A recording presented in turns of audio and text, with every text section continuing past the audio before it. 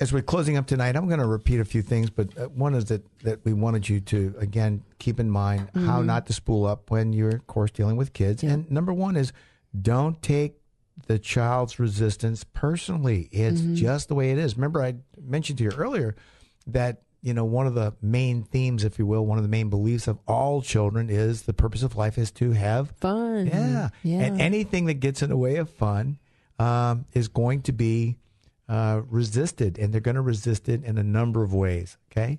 Right. So don't take it personal. Don't take it personal that they lie.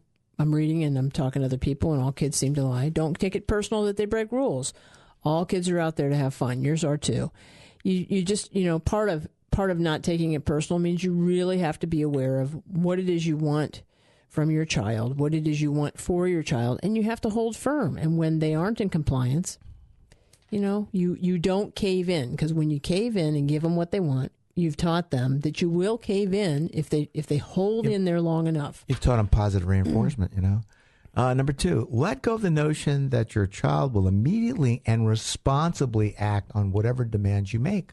Yeah. I find so many parents, they can't deal with the rejection of their own children. Right. But this is also where we fail to realize that kids are not small versions of adults. And they do learn, but they learn over time. And it seems like forever to us. As you were saying, every night you may be on them. You have to. It's after dinner. Do the dishes. You do the dishes after dinner. You do the dishes after. Are the dishes done after dinner? And then one day, you're about having a heart attack because they're over there doing the dishes, and you didn't have to say anything to them. It just takes persistence, steady pressure, persistence over time, on the part of the parent.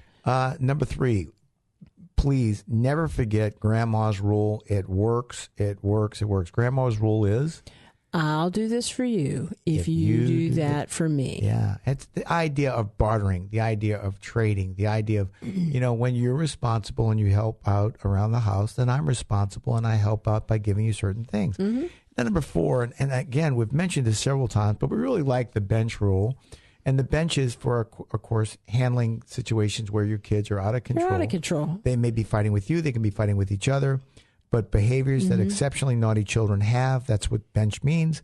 Number one, you're going to sit on the bench, and you're going to sit on the bench until you can do these four things. Right. And you designate it. You designate where this is in the house. It doesn't change or rotate. It is a spot, and anybody uses it. It can be a chair, it can be a bench, but it's not a timeout. It's not punishment. Well, it could be a timeout, but it's really not punishment.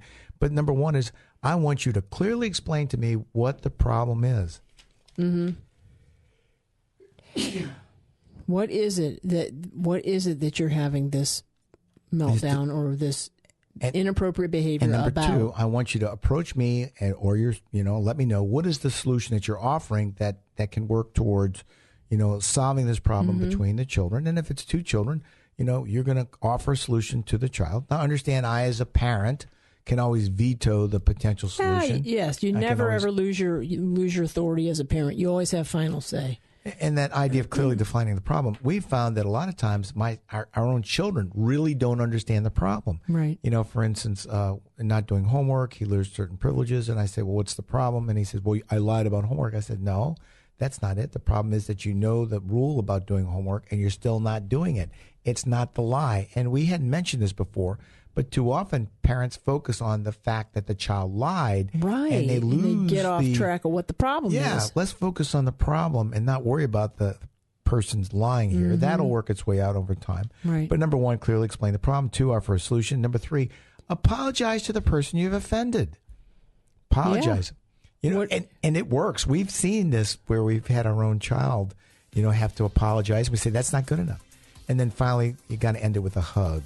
End it with a hug. That's the idea that we embrace each other.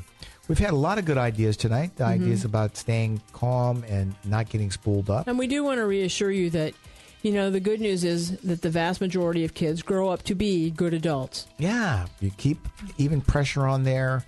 I know at times you feel like it's not working, but have faith. Keep the pressure on. It does work. And we thank you very much. Again, we've enjoyed ourselves with you tonight. Hopefully you've gotten some good information. On staying calm and dealing with your children. InterventionThink.com and IRNBroadcast.com is for all the rebroadcasts of our show. We thank you so much for tuning in. We look forward to talking to you next week. Have a good night.